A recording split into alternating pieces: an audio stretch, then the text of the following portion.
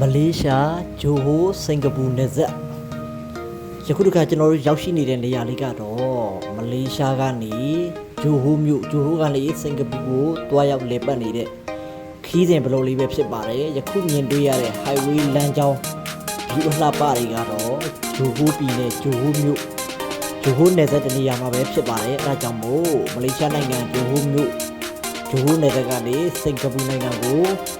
ဝဲကူအဆင်ပြေချုံးမွေစွာတွားရောက်လည်ပတ်လို့ရပါတယ်အဲဒါကြောင့်မို့မလေးရှားနိုင်ငံဂျိုဟိုမြို့ရဲ့နယ်စပ်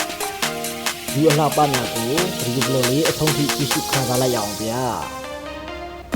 အရန်မိုက်တယ်အရန်ဖြူကြီးအရန်ကြည့်လို့ကောင်းပါတယ်အရန်တာရတဲ့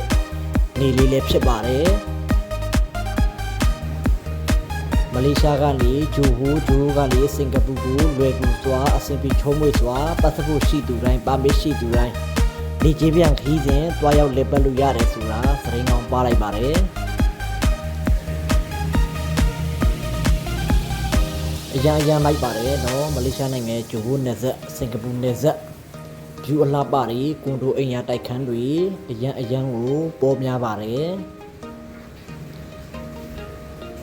မလေးရှားနိုင်ငံရဲ့ကြီးပွားချမ်းသာမှုတိုးတက်မှုနှုန်းကလည်းအမခန်းစရာပါပဲကြည့်ရှုအားပေးသူများကျေးဇူးပါဘိုင်ဘိုင်